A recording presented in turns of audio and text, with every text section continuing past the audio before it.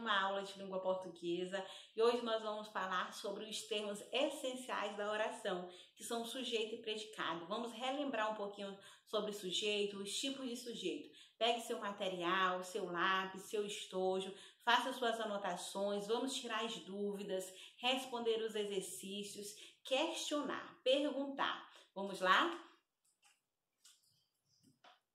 Termos essenciais da oração. Os termos essenciais da oração são sujeito e predicado. A oração possui esses dois termos essenciais. Há outros termos da oração, porém, a nossa aula de hoje será sobre sujeito e predicado, os tipos de sujeito. Sujeito é o termo sobre o qual o restante da oração diz algo, ou seja, é toda a informação que nós temos sobre o sujeito de uma determinada oração. E o predicado é o termo que contém o verbo e que informa algo sobre o sujeito. Ou seja, a oração ela é formada de sujeito e predicado. Sujeito é o termo que recebe toda a informação que está no predicado. E o predicado é toda a informação sobre o sujeito. E uma dica que eu sempre dou para vocês é, para encontrar o sujeito, converse com o verbo. Pergunte para o verbo o que ou quem para encontrar o sujeito. Encontrou o sujeito desta oração, todo o restante é predicado. Tipos de sujeito em relações de concordância. As crianças brincavam no parque. O verbo aqui nesta oração é brincavam. Para eu encontrar o sujeito, eu pergunto, quem brincava no parque? As crianças. Olha aí como o verbo responde. As crianças brincavam no parque. Então, as crianças é o sujeito desta oração e todo o restante é o predicado. Brincavam no parque. O verbo faz parte do predicado. Um outro exemplo.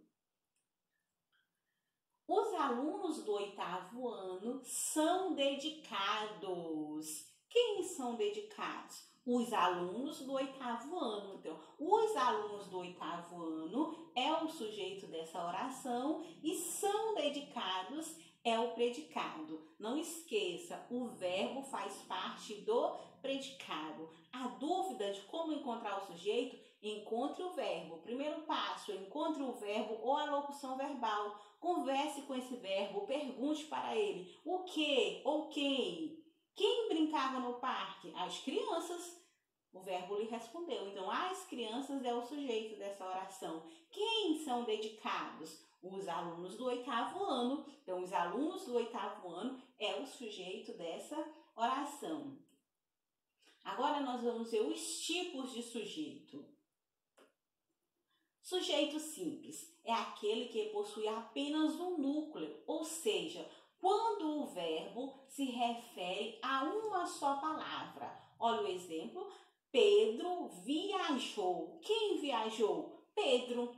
Qual é o sujeito? Pedro. E esse sujeito só tem um núcleo, que é Pedro. Então, ele é um sujeito simples. Sujeito composto é aquele que possui mais de um núcleo. Exemplo, pai e filho viajam juntos todos os anos. Quem viajam juntos? Pai e filho. Olha só, nesse sujeito pai e filho, nós temos dois núcleos. Pai e filho, dois núcleos. Esse verbo está se referindo a dois núcleos do sujeito. Então, aqui eu tenho o quê? Um sujeito composto. Olha a observação entre parênteses. O verbo refere-se a mais de um substantivo. Quais são esses substantivos? Pai e filho, que são o núcleo do sujeito. E o sujeito desinicial ou subentendido?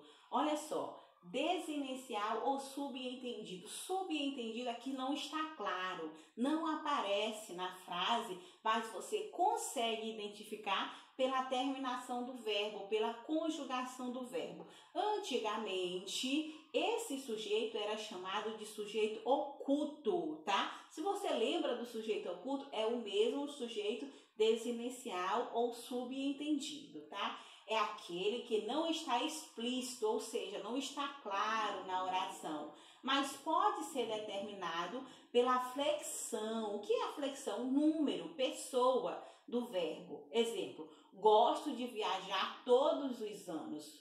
Gosto de viajar todos os anos. Quem gosta de viajar? Pela terminação do verbo. Eu gosto, eu gosto. Então, eu entendi, eu subentendi que eu sou o sujeito. É um sujeito desinencial, um sujeito subentendido, um sujeito oculto. Eu. Você identifica pela terminação do verbo. Gosto, que está conjugado na primeira pessoa.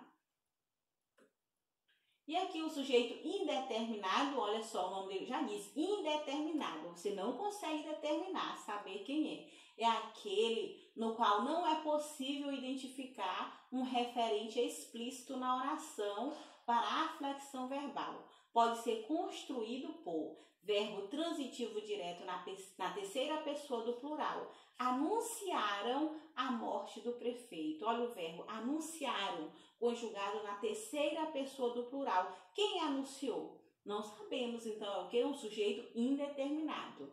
Encontrou o verbo conjugado na terceira pessoa do plural, que não faz nenhuma referência anteriormente a um sujeito, então nós podemos dizer que temos um sujeito indeterminado.